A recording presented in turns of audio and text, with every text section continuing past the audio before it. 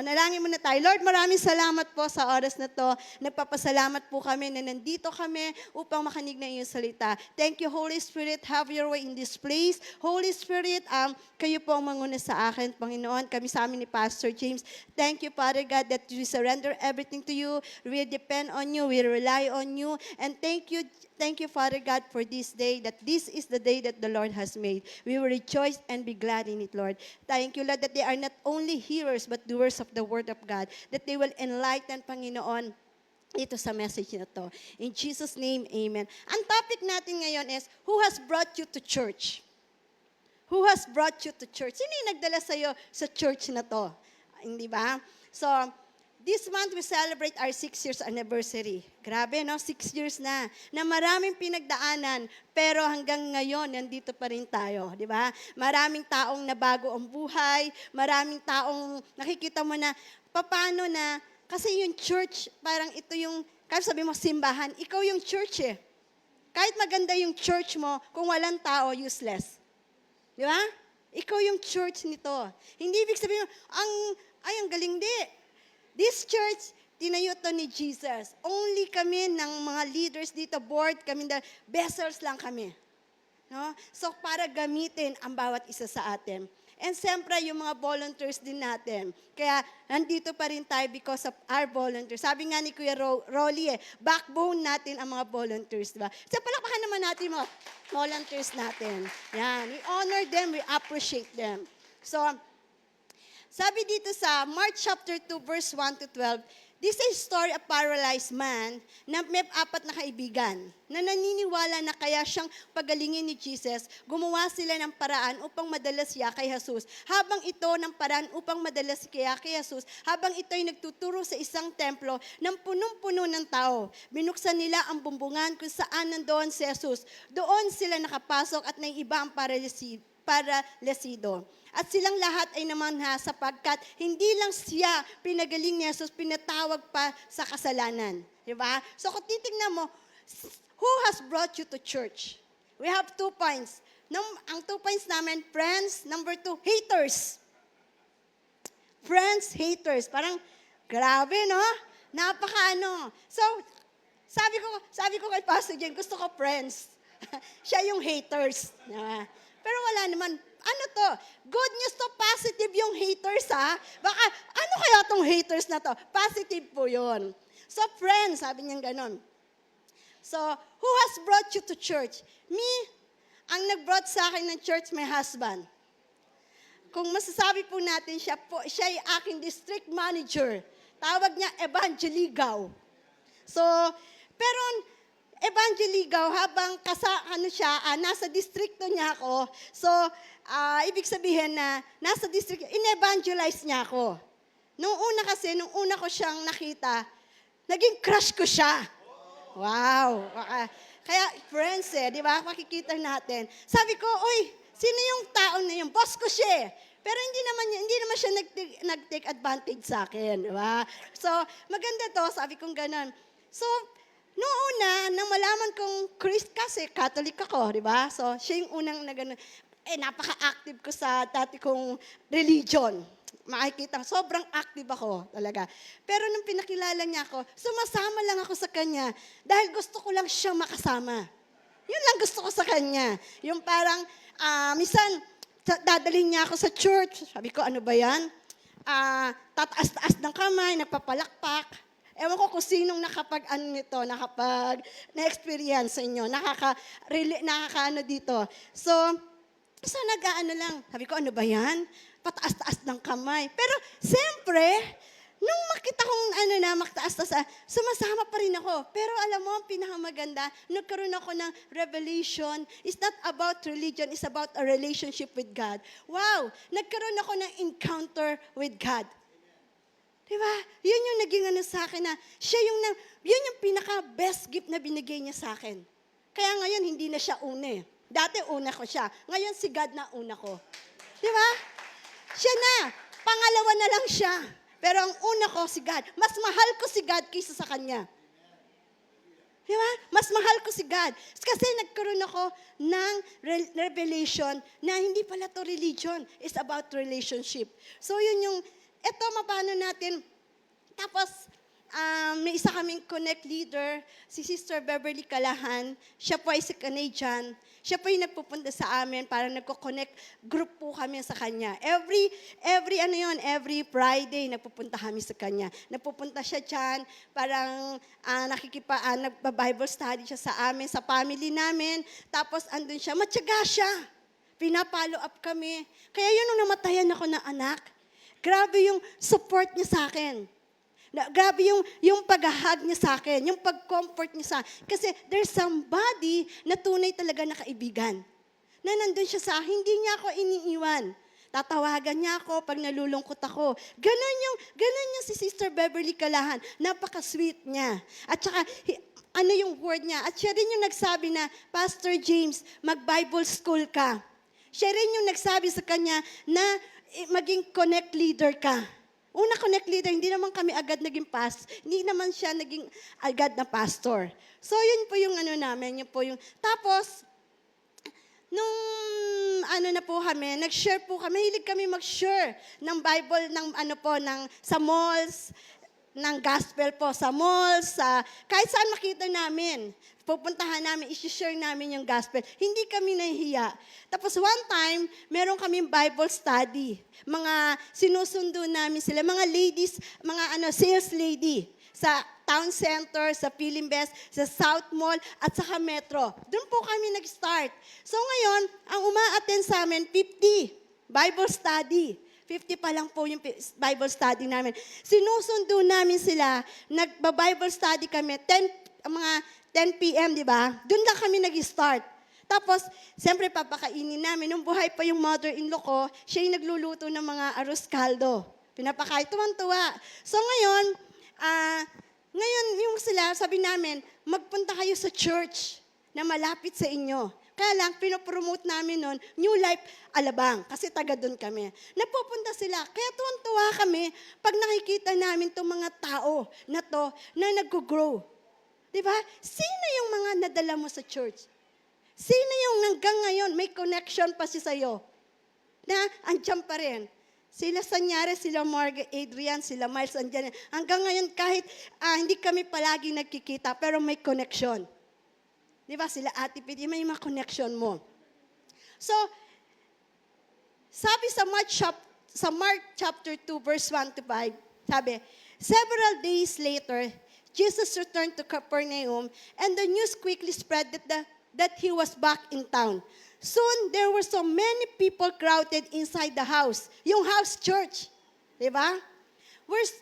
To hear him that there was no more room, even outside the door, while Jesus was preaching the word of God. 4 men arrived. Sabi mo, 4 men arrived. So, apat na tao. Sabi, carrying a paralyzed man.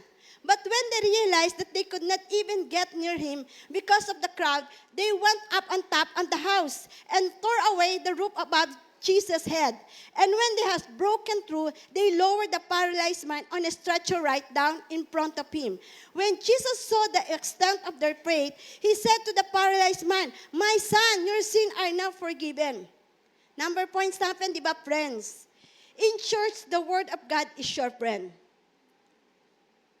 Ito yung word ni Lord, yun yung friend mo. Bakit? Ito yung nagbibigay sa'yo, nagpapatatag sa'yo. Kaya ka lumalaban, may word ka. Yung mga tinuturo sa'yo, may word ka. Hindi para sabihin mo, galing-galing ko naman eh.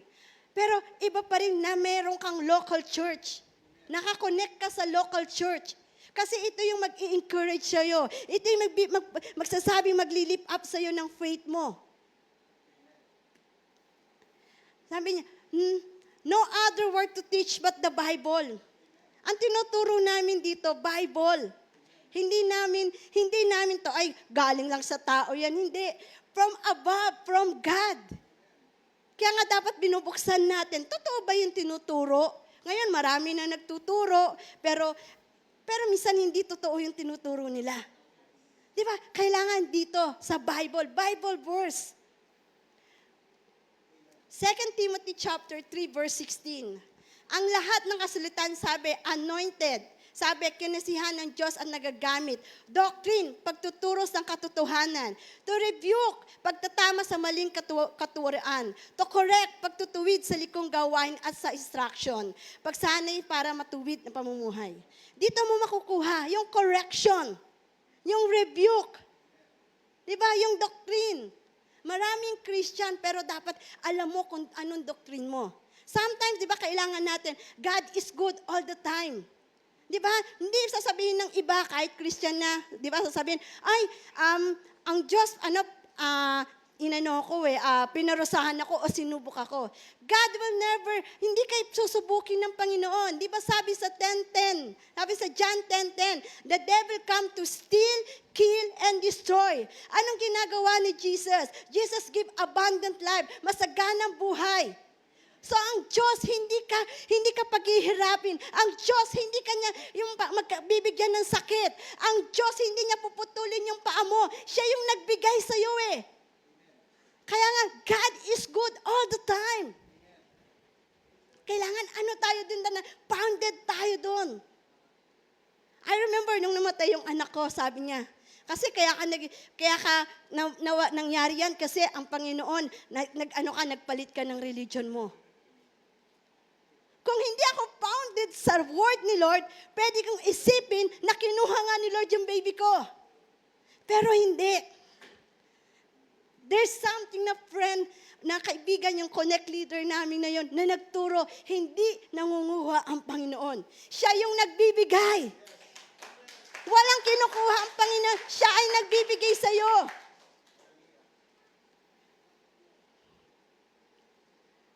True friends will you become a door when God wants you to show people who He is. Yung paralyzed na ito has nothing. Iniwan na siya ng mga mahal niya sa buhay, mahirap at may sakit. Ang tanging meron siya 4 na kaibigan. Di ba? Kaibigan na hindi siya iniwan. Kaibigan na dinala siya sa church, inilapit kay Jesus. Na-impress si Jesus sa faith ng kanyang 4 na kaibigan. Sino yung 4 mo na kaibigan? Minsan gusto mo paramihan kayo sa FB na friends eh. Di ba? O yung dami kong friends sa FB. Millions. Totoo ba sila? Sino yung 4 mong kaibigan na totoo sa'yo? Na hindi ka niya iiwan? Na nandyan siya kahit may problema ka? Ako, masasabi ko, meron kaming friends talaga na totoo na hindi kami iniwan. Ledesma Sullivan. Di ba? Hindi kami iniwan. Andyan sa, ikaw, sino yung 4 na yon? Na kahit meron kang pinagdadaanan, nandyan siya sa'yo. Sometimes people, kapag wala ka na, iiwan ka na. Bahala ka na sa buhay mo. Pero itong 4 na paralisado na to, pwede naman siyang iwan eh. Ay, 4 na. May 4 na friends pala itong paralyzed man na to. Pwede naman siyang iwan eh. Pero hindi siya iniwan. Bakit gusto nilang maranasan itong paralisado na to, yung na-encounter nila, yung milagrong naranasan nila kay Jesus. Yung 4 na paralyzed man na to, hinandun sila. Nandun sila. Mabibilang mo ba yan kung sino yon? Sa kamay mo. Natotoo sa'yo. May college ka, may high school ka, pero nag-stay ba sila sa'yo? Na dinala ka kay Jesus. Meron ka bang kaibigan na kagaya na paralisadong ito? Sino yung may 4 kang kaibigan? Sino yon? Parang nag-iisip kayo. Sino kaya yung 4 na yon? Na pwede ka niyang i-correct na hindi ka na-o-offend.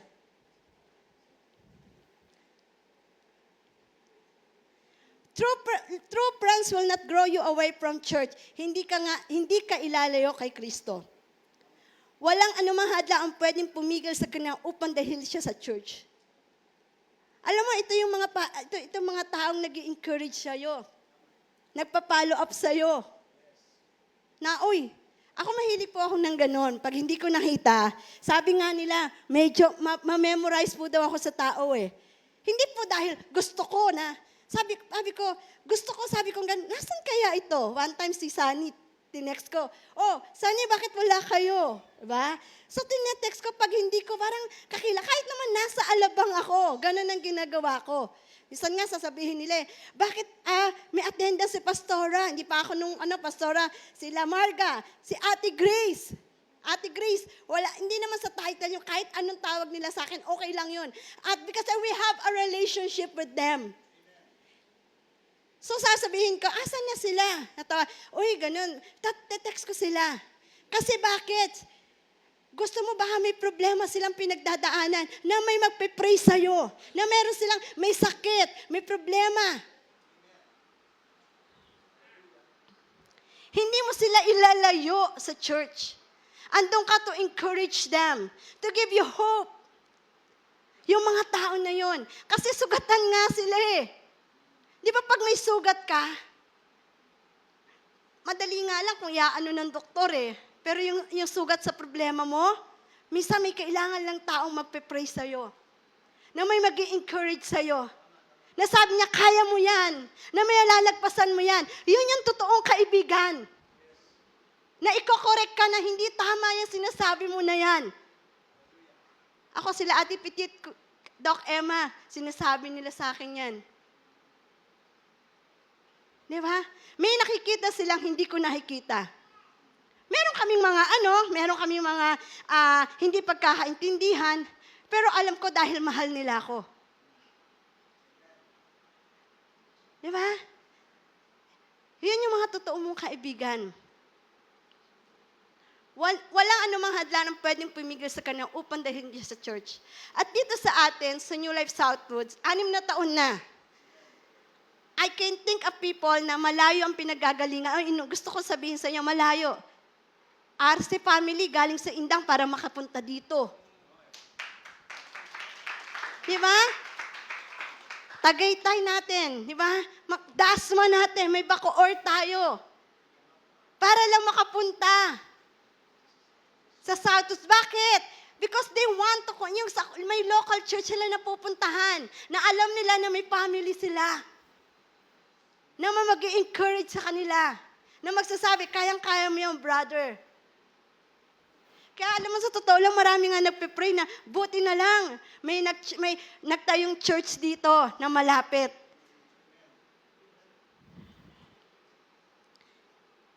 Makikita mo si Kuya Jeng. At saka meron kaming hapon dito na si Mami Renny. Nakikita ko siya. Naka-wheelchair. Naglalakad sila dyan, tinutulak niya ang asawa niya para pumunta dito. Diba? Sino yung mga nadala mo? Sabi nga nung friend namin sa Japan it is not about the nearest church, it's about the dearest church. It is not about the nearest church, it is about the dearest church.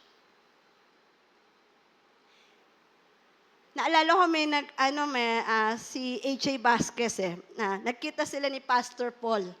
Sa Vietnam Sabi ni AJ, sabi ni Pastor Paul, from ka ba sa New Life Alabang? Ano sabi ni AJ? Sabi niya, hindi Pastor, I'm sa New Life Southwood kay Pastor James. Di ba napakasaya pag part ka ng isang church? Maraming magaling sa atin. Maraming church, mega church yan, magagaling. Ano yung kakaiba natin?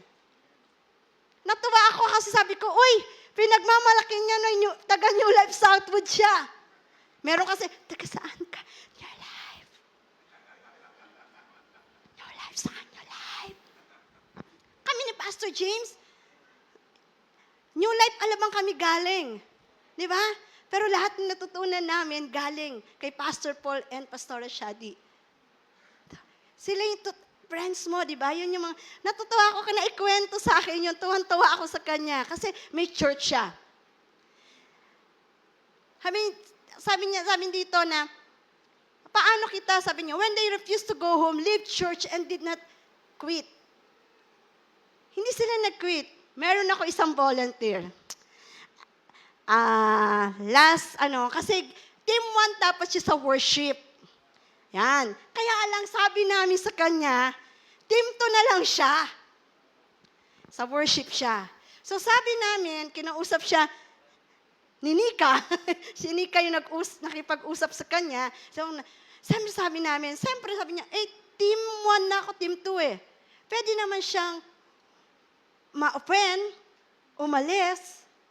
Pero ang ginawa namin, kinausap namin siya, naging positive siya, nakakanta siya sa team 2. Yung correction, hindi siya na-offend nung inan namin yun. Meron din ako sa worship talaga. Meron isa, nag-exhort siya. Kaya nga kinausap namin yung nag-exhort eh. Na sobrang haba. So sabi ko, halika dito, sabi kong ganun. Pag mag-exhort ka, mag-encourage ka. Iaano mo yung tao. Hindi tayo mag-preach. Kasi may preacher na. Yung ganun. Alam mo, maganda yung ginawa niya eh. Ang ginawa niya, positive. Sabi niya sa akin, okay po, thank you po, Pastora.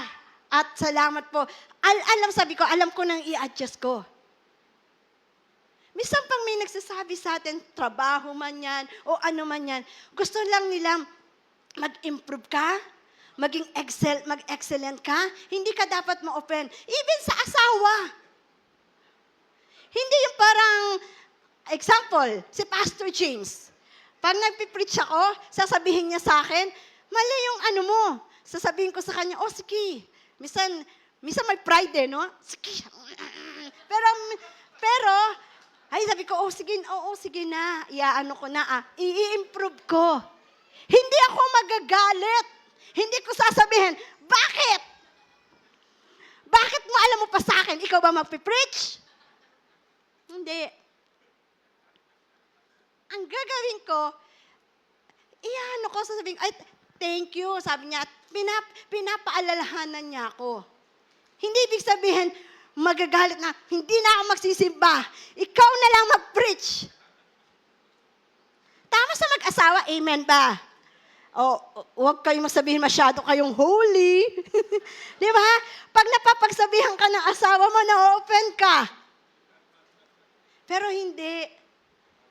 Hindi ka dapat na-open. Kasi gusto mo, gusto niya maging maganda lang yung look mo. Siya yung kaibigan mo.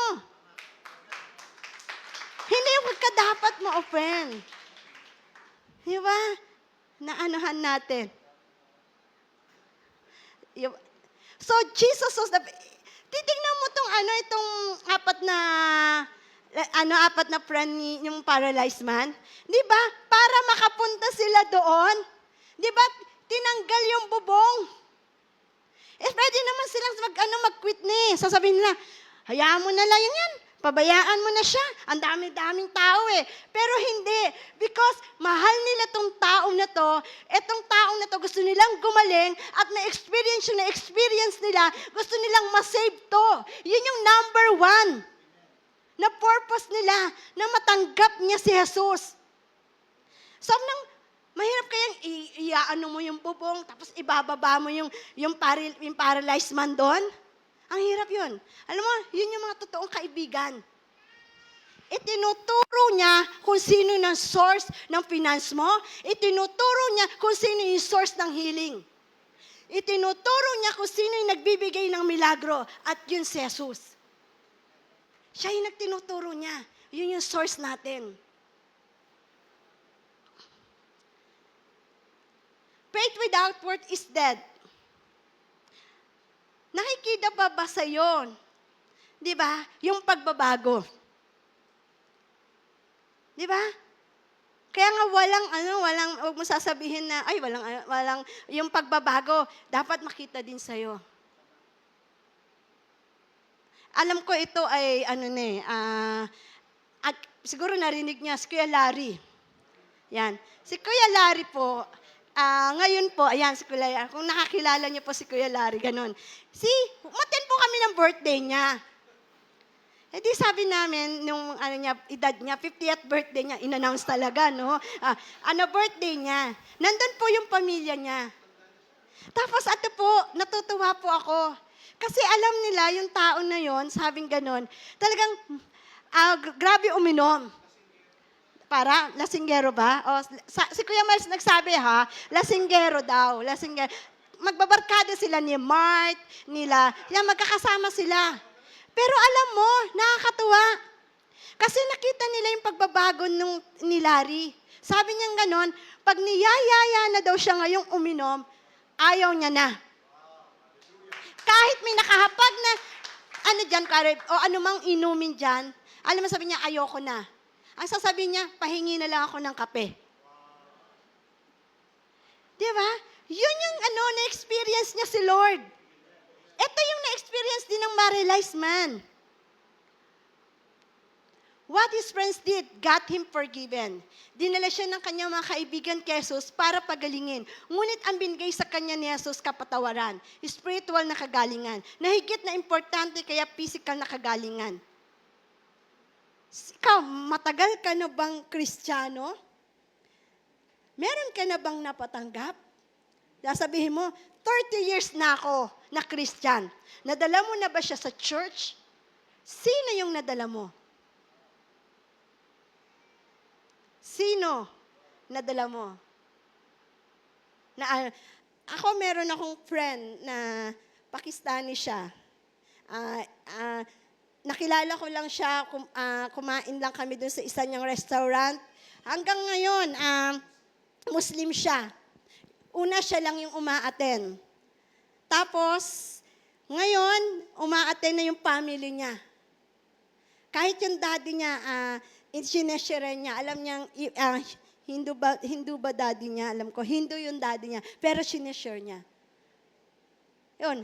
Hanggang ngayon, dito siya umaaten. Di ba? Kasama ang family niya. Kaya alam mo, sa totoo lang, pag nakikita mo yung taong nadala mo, iba yung joy. Iba yung joy. Alam mo, sabi kong ganun, wow, dati palagi niya akong tinatawagan, tumatawag pa rin siya kapag may problema. Ngayon, alam niya na yung word. Di ba? Kaya ako masayang-masaya ako. Pati anak niya, yung girlfriend ng anak niya, nadala niya rin. Di ba? Iyan yung biggest joy mo na pwede mong gawin. Gusto ko sabihin sa inyo, sino yung nadala mo na sa church? Na ang tagal mo ng Christian, pero sa workplace mo, sa kapitbahay mo, sino ang mga nadala mo na? Amen. Thank you, Lord. So, are you ready for more? Amen. Sabi mo sa katabi mo, God has more for you. Amen. Alam niyo po dito sa atin, tayo buffet. Yan, buffet tayo. Hindi tayo plated. You know po, the Word of God here in this house, talagang buhos. Yan. Praise God. Well, Pastor Grace talked about friends. No po. I'll talk about the haters. Yan, no? Sabi mga haters. Well, the word haters naman here, it's not really yung haters. It can be someone who has been a barrier or a circumstance in your life that has caused delay, disappointments, discouragement in your life. Meron, di ba? No, meron. And actually, it has challenged you, your faith. Magpapatuloy pa ba ako mag-church? Diba? Just because may mga bashers, diba? May mga bagay na, you haven't experienced your breakthroughs kasi tumatagal na, alam mo na, things are not going your way, diba? So, marami po yun. It so happen na napili lang nating word is haters kasi uso ngayon sa Facebook yung mga ganyan. So, but really, No po, yun naman yung pinag-uusapan natin. No po, yung mga bagay-bagay that has caused delay and hindrances in your walk of faith. Yan. So the title of our message, Who has brought you to church? Sino nga ba? I mean, Pastor Grace, ang ganda eh. Ang dami kong... I want such message na talagang nare-receive ko, alam mo, yung bumabaon at buhay. No po, hindi lang yung maganda pakinggan. No po, sabi ng Bible, you don't seek for yung mga words lang na parang highfalutin words, ganyan. No, but words that has power, demonstration of the Holy Spirit. Gusto ko sagutin yung ano na yan, yung tanong na yan, na title ng message natin. First and foremost, the Holy Spirit has brought you here. Sabi mo nga, the Holy Spirit, the Spirit of God, has brought me to church. Amen. I mean, you have to understand that is the first work. The main function of the Holy Spirit is to convict us of our unbelief. Yeah. To convict you of your... Ang daming kinuwento na ni Pastora Grace. I mean, doesn't matter kung ano mang relihiyon mo. Hindu, Muslim, kung ano pang mga religion mo. But it's the Holy Spirit that would speak to your heart. Amen? I mean, for people watching us online, there are a lot of, new lifers right now in Southwoods na umaaten just because they were able to watch us online. Amen. Online. Napanood tayo online, andito na sila. Ma-attend na sila. Sinong nag-convince sa'yo? It wasn't just my preaching or preaching na Pastora Grace, kung sino man, but it was the Holy Spirit who spoke to you. In your own home, in your room, nandun ka eh. Nag-iisa ka, nanonood ka, and you were pierced in your heart. There was an encounter that took place. Wala namang nag-invite sa'yo. Pero pumunta ka kasi napanood mo. Amen? I mean, of course, meron tayong mga mahuhusay na mga, hindi lang mahusay, anointed, no po, na mga kamukha, nag-i-invite dyan sa atin, yung mga ushers natin, ano po, si Ate Arlene, si Kuya Arnel, si Ate Arlene. Kasi cinema yung mga nandito, di ba? Mga cinemas yan eh. Bago makarating sa cinema, napapapunta dito. No? Imbis na manood ng sine, napapapunta rito sa atin. That is such an anointing. Amen? But the truth is, kahit na sino mag-aya sa'yo, marami namang nag-aaya, di ba? May mga nagbibigay pa nga ng flyers eh. But if they're not anointed, the word anointing comes from the presence of the Holy Spirit. So it wasn't just the flyers or the touch cards or someone has invited you to attend church. It was the Holy Spirit that spoke to your heart. Ganun ba? Subukan ko nga. Tignan ko nga. Alam mo, pagpasok nila, sa susunod na linggo, nandyan na sila. Amen. Balik na yan. Well, sabi ko nga, si Ate Arlene, hanggang sa loob ng sinihan, sinusundan niyo. Hallelujah ka. Pero ang dami niya ng mga families, na nadala rito sa church. Who has brought you to church? Who's brought... There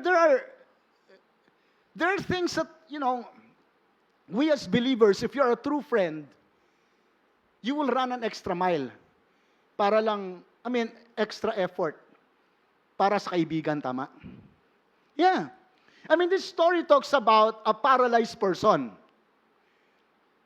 Na siguro itong apat na magkakaibigan na to, sinundo pa nila sa bahay yan. Tama ba? Hindi lang nga maglakad yung paralisado, di ba? Sinundo nila. Malamang sila pang nagbihis dyan, pinaliguan pa nila. Di ko alam. Imagination ko lang yon. Pero iniligay sa stretcher, kinarga.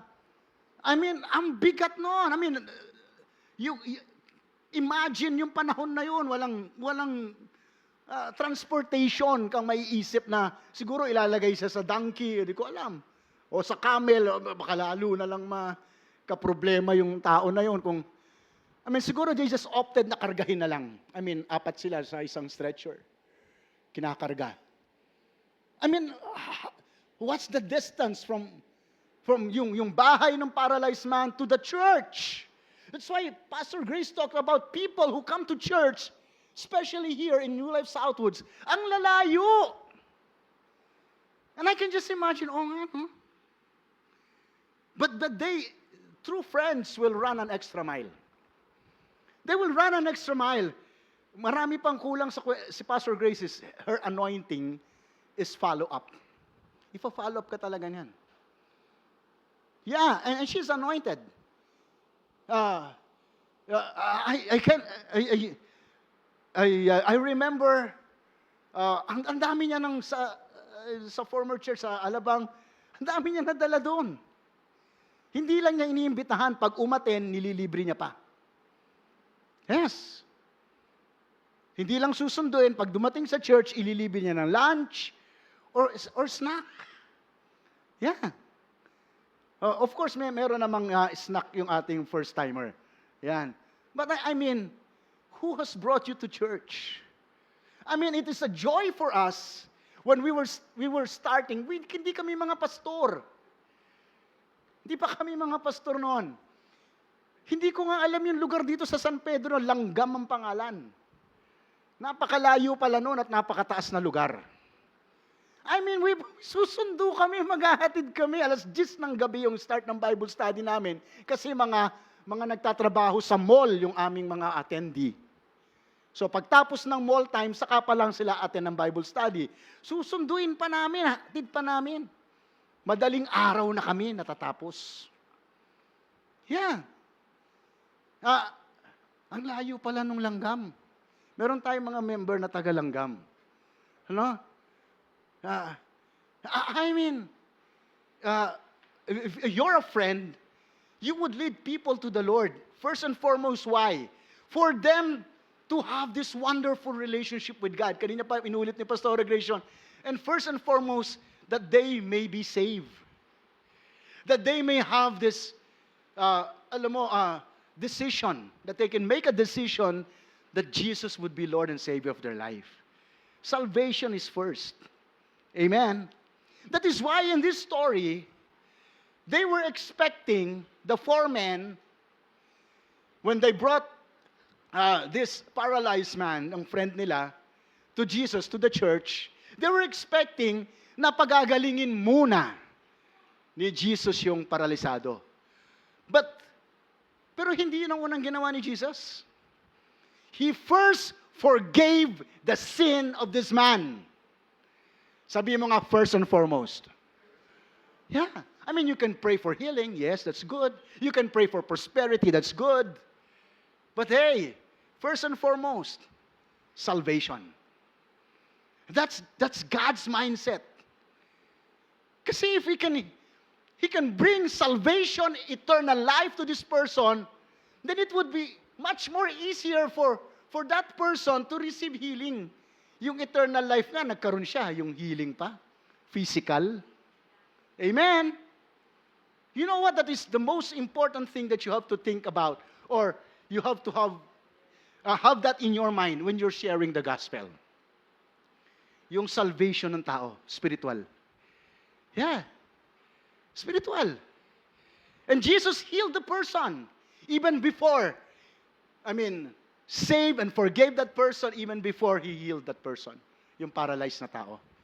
Yun ang unang-una sa lahat.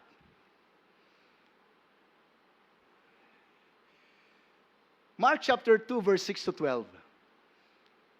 This offended some of the religious scholars who were present, and they reasoned among themselves, who does he think he is to speak this way? This is blasphemy for sure. Only God Himself can forgive sins. And so Jesus, instead of healing the paralyzed man, He forgave his sins. Yun ang inuna niya. Alam mo kung meron kang ipagpapray sa ospital, comatose, alam mo yon 50-50, near death na, you don't have to, unahin mo yung salvation. Don't just pray for that person to be made whole, o gumaling sa sakit. Bulungan mo na kaagad sa tenga, receive Jesus as Lord and Savior of your life. Yeah. Yun yung sequence, priority. Ang dami na naming pinag-pray na ganyan. Comatose, walang kilos, ilang buwan ng ganon. Siyempre, iimbitahan ka ng pamilya para ipanalangin, gusto nila gumaling. Oo, pero alam mo, ang unang-unang priority, tanggapin niya si Kristo. Comatose, walang response. Pero gusto ko sabihin sa'yo, the last sense that comes out of a man is the sense of hearing. And faith cometh by hearing, and hearing by the word of God. Aksidente? Hindi. Kasi hanggang sa huling segundo ng buhay niya, binibigyan siya ng pagkakataon ng Diyos na tanggapin si Kristo upang siya'y magkaroon ng buhay na walang hanggan. Priority. So Jesus in this story, He first forgave this person. Jesus supernaturally perceived the thoughts of the Pharisees and said to them, "Why are you being so skeptical? Which is easier to say? Which is easier to say, this paralyzed man, your sins are now forgiven, or stand up and walk? But to convince you that the Son of Man has been given authority to forgive sins, I say to this man, stand up, pick up your stretcher and walk home." Immediately, say immediately, the man was healed and sprang to his feet in front of everyone and left for home. When the crowd witnessed this miracle, they were awestruck. They shouted praises to God and said, "We've never seen anything like this before." So, makita po natin, no po, my point here in this passage is the opposition proves the opportunity. Sabihin nga natin, the opposition proves the opportunity. There are so many things that tries to hinder your walk with the Lord. There are so many barriers. When they fetched this guy, this paralyzed man, ang dami ng hindrances. Ang dami ng hindrances. I mean, for you to do the will of God, hindi siya parang madali lang. You have to make an effort. Yes. No po. For faith without works is dead. Hindi lang basta inisip mo o nasa puso mo. You have to walk it out. Kailangan makita sa iyo. In fact, in this scripture, in this story, Bible says, Jesus saw their faith. Nakita niya. I mean, He saw their faith. Bakit? Kasi merong actions. Sabi mong actions. Madali kasing magsabi, naniniwala ako sa Diyos. Mahal ko ang Diyos. Pero ano yung pamumuhay? Amen. And so these 4 men, true friends, maraming hindrances. It came to the point na dala naman nila dun sa church itong paralyzed man. Kaso puno na wala nang maupuan. So hindi rin sila makapasok sa pinto. But you know what? They did not give up. Sabi mo sa katabi mo, do not give up. Amen. I say, those hindrances and barriers are life's bashers and haters. Kung minsan ayaw mo na magpatuloy kasi may mga bashers, no? May mga haters. May mga hindrances. May mga barricades. But you know what? All the more, they showed their faith. Kasi, sige, hindi tayo makapasok sa pinto na to, God will open another door. Hallelujah.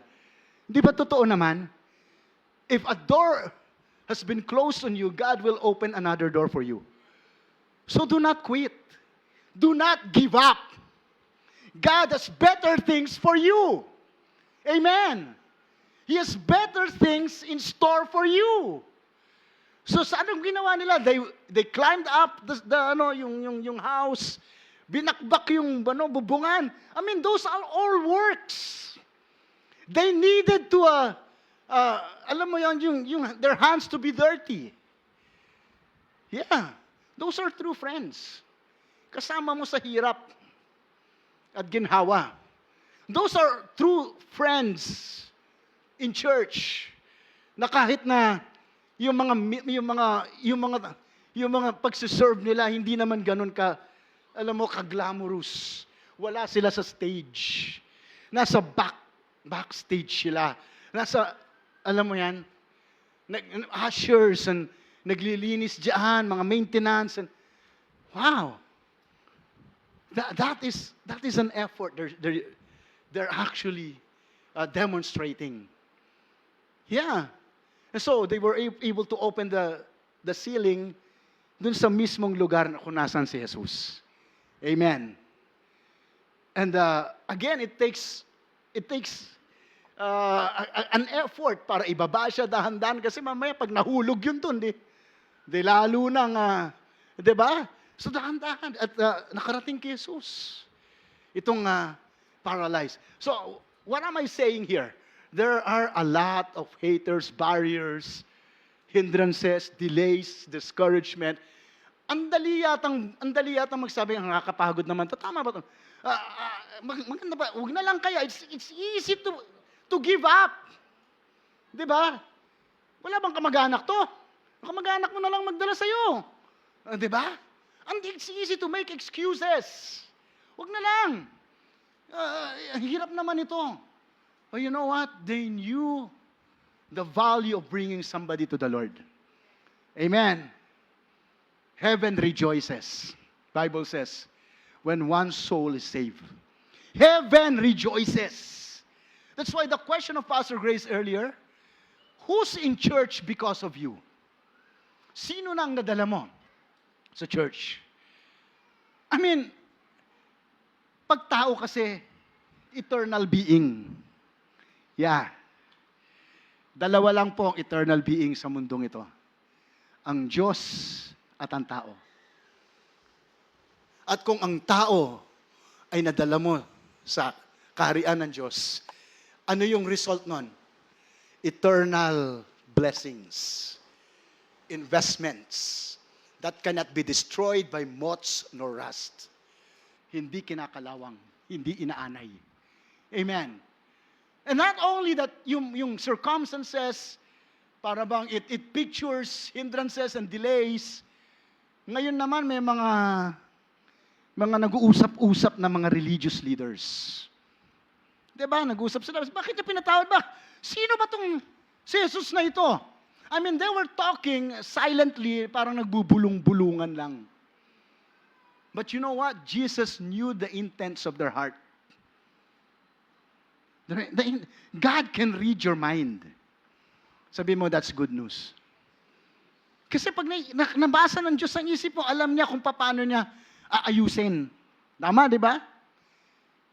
God can read our intentions. Kaya nga, Jesus did not actually responded to their words that came out of their mouth. Jesus responded to their thoughts. Hindi pa lumalabas sa bibig nila, sinagot na ni Jesus. Imagine that!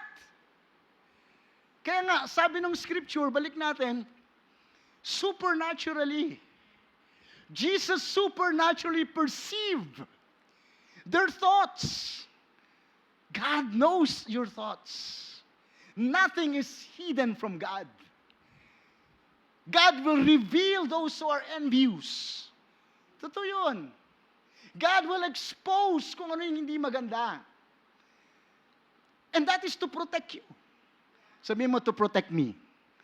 When things are exposed into light, hindi ibig sabihin galit sa iyo ang Diyos. Ibig sabihin, God wants to protect you. Amen. And so, we can see here that there are so many hindrances. Now, New Life Southwoods, tayo po as a church, 6 years ago, 2019, we were recognized as one of the official network of New Life, July 2019. Nandun po tayo sa cinema. After a few months, nagkaroon ng outbreak ng COVID-19 pandemic. Yeah. Sabi mo nga, haters. Sabi mo, barriers. Hindrances. Yeah. Kasi nung nagkaroon ng ganun, there was no church. Walang face-to-face. Church wasn't even included in the essentials. Hindi raw po essential ang church. And yet, so many depressed people have already committed suicide because of the isolation and being lonely and being in fear. Yung takot nila, depression. But church wasn't given that, yun nga, yung priority or a privilege to be called an essential service. So, maraming hindrances. Kumbaga, in the spirit realm, maraming bashers. Tumigil na lang kayo, mali siguro yung timing nyo ng pagtayo ng church. Sa labas, tagal-tagal ng panahon. Sana nagsimula kayo ng maaga-aga. O kaya pagtapos na lang ng pandemic. Alam mo yun, di ba, pag meron kang bagay na ginagawa, tapos parang hindi umaayon to sa, hindi to ayon sa gusto ko, hindi maganda yung nangyayari. And the devil will just speak to you like someone who is discouraging you. And we already started, paying for this place. Kasi kailangan, may mga building, yung mga fees, ganyan, inire-renovate na to, inaayos na natin. This is brand new, this facility. And yet there's no church. Siguro sa isip mo, ako talagang marang timing, Lord. Ang dami pang babayaran, milyon-milyon pang para magawa mo itong lugar na kagaya nito. With all the equipments and all, lahat. Siguro, mali. But you know what? We continued. Amen. Because we've heard from the Lord. Where there is vision, there is provision. Yeah. Kung may vision si God, ipoprovide niya. And supernaturally, God provided for this house. Itong lugar, look what the Lord has done. Itong lugar na to, kaya pati yung upuan nyo parang malambot na kamukha sa cinema. Galing kasi tayo cinema. Ayaw namin nakaupo kayo sa plastic chairs. Amen. Never did we ask the congregation, not in the midst of pandemic, oy, mag-pledge kayo kasi may ginagawa tayong facility. Wala. But we continue to do outreaches. Sabi ni Pastor, guys, kung meron pang natitirang savings ang church, ibuhos na yan sa labas. Magpakain tayo sa mga ospital. Ubusin. This is the time. This is the perfect timing. Contrary to what the devil is saying, wrong timing pagtayo nyo ng church. But it is the right timing for the church to be brighter and brighter because the world is getting darker and darker. Amen. Palakpakan po natin ang Panginoon. So look what the Lord has done. The Lord has, we have 4 services on the Sunday, halos full pack lahat. Yung 5:30, yes, may mga rooms, mayroon pang room. Pero, 4 services. We have a youth service on Saturday.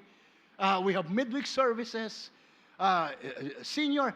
7, 8 services in a week na hindi natin pwede gawin dun sa cinema. Hindi, kasi Sunday lang, hanggang umaga lang tayo. Ito, 7 days a week. Utilized. Hundreds of young people. Were being reached. The camp. We had the kids camp. 100 plus. Nakita ko nga rin yung mga bata na nandito sila. Sabi ko, naku, yung church natin, pang bata na lang. Sa bata pa lang puno na. Amen. The outreaches, the media, the online services that we have, at least we have 20 plus nations tuning in with us. Amen. Ang tawag nila fans. Palakpakan natin ang Panginoon. Palakpakan natin ang Panginoon sa mga fans. No po, fans ni Lord. Hallelujah ka. So, what am I saying? Kung nag-give up tayo, nag-pack up na lang tayo and leave, huwag na natin ituloy ang church.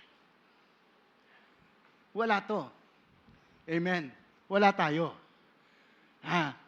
And yet, we obeyed. Doesn't matter kung ano nakikita natin. Because we know it is not just a good idea, but that this is a God idea. Amen. Literally, in a week's time, every week, we are reaching to thousands of people. Amen.